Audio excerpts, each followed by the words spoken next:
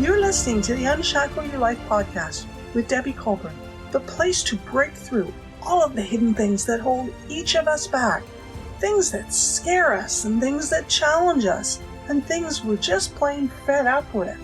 We talk all things money and business, big and small. We dive deep, we get real, and we get raw, discovering and exploring what is really possible for you. It's a restart. If you've ever struggled with shame, worry, or just plain self-doubt, if you've ever thought it's not enough when you looked at your bank account or your credit card, if you're sick and tired of living a cycle of crisis to crisis to crisis, no matter whether it's in your personal life, in your business, or your relationships, then this is where you need to be. We'll bring you new ideas, tips, and tactics, and connect you to the resources to get you unlocking your own shackles and release your unique abilities. No matter what's going on in your life right now, maybe you're in survival mode, just barely getting by, living day-to-day, paycheck to paycheck. Maybe you're in a job or a career or running a business that is leaving you on empty, depleted, uninspired, or anything in between. I've got your back. Ready? So buckle on up, take a deep breath, and join me in a conversation about jump-starting your life and breaking free of your shackles and create that thing that you've been scared to ask for. Welcome to episode 98. Today I'm doing something that is totally unplanned, and I'm in the middle of a 6 or 7 week break from the podcast, but I was just going back and looking through my journals and decided that I was actually going to read you something from my journal. And you know, this is something that most people don't do, and a lot of people don't even go back and look at them. But I actually go back to use them a little bit to see how far I've actually come. So this was something that was written a while ago, and I'm going to just read it verbatim to you because that's the power of journals, and I hope it's of value to you.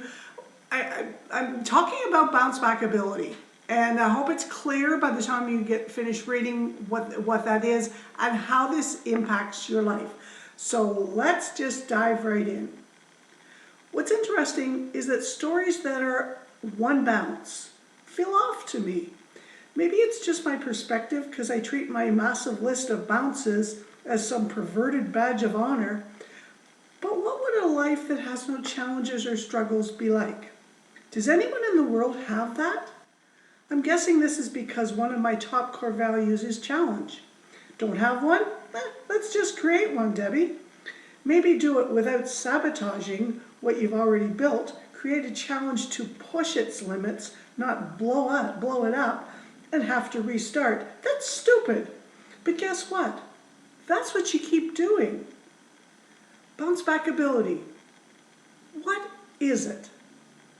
When something kicks the ladder out from under you, cuts you off at the knees, takes everything important away from you, and you have to, or it feels like you have nothing left, and you're not sure how to get back up, you somehow find an inner strength against all logic and start moving again. Bounce back ability is your ability to take control of your life and find the things that make up the next steps of your path. Bounce back ability is not waiting for someone else to start pulling you up. You are both the puller and the pulley.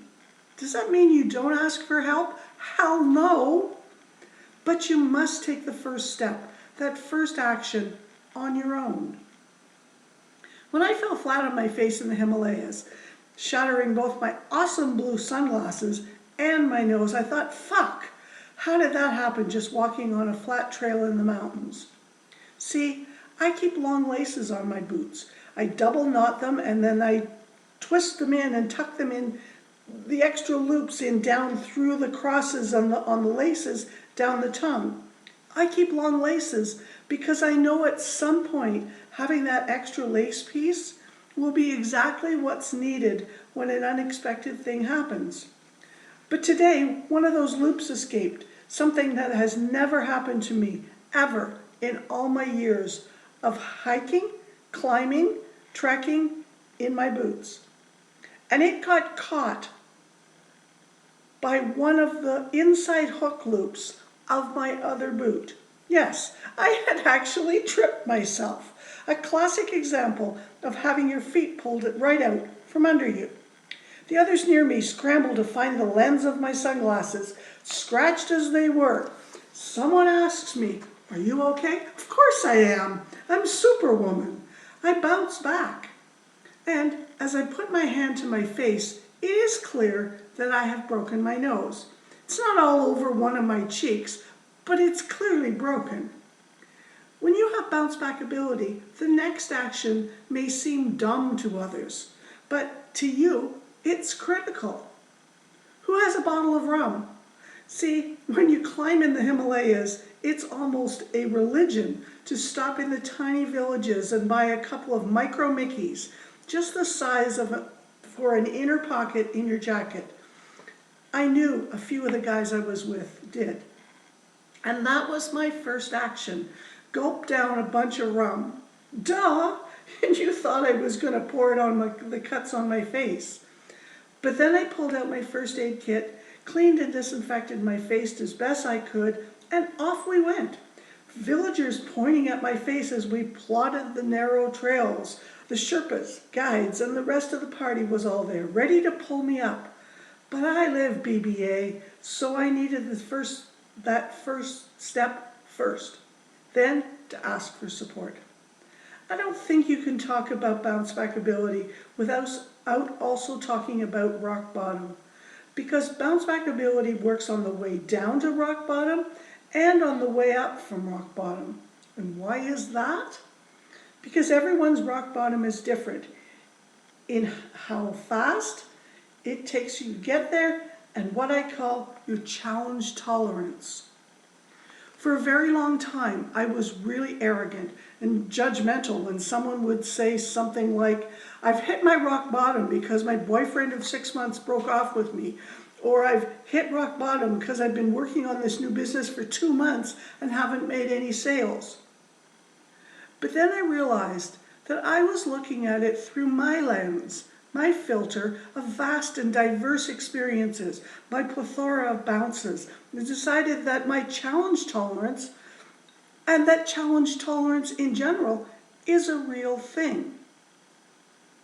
I think there is a kind of stepsister relationship between challenge tolerance and addiction to survival. With challenge tolerance, you are comfortable being pushed out of your comfort zone. I know, weird, right? And maybe it's better said, you are comfortable doing things others couldn't fathom doing. Like this adventure I'm on right now, moving out of my apartment and not having the next place lined up, being in a tent in the PLUZ, no water, toilet, or heat, and it hitting -4 Celsius. Yeah, is it 100% pleasant? No. There are a few hours in the pre-dawn where it's downright miserable, but the other 18 plus hours make up for it. Sleeping in the car.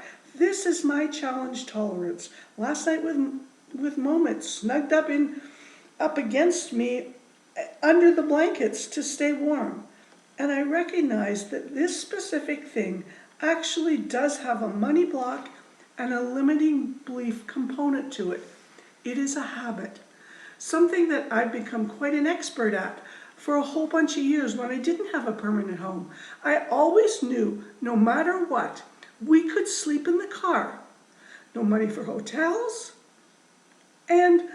Or if we couldn't find a pet-friendly one, there's always the car.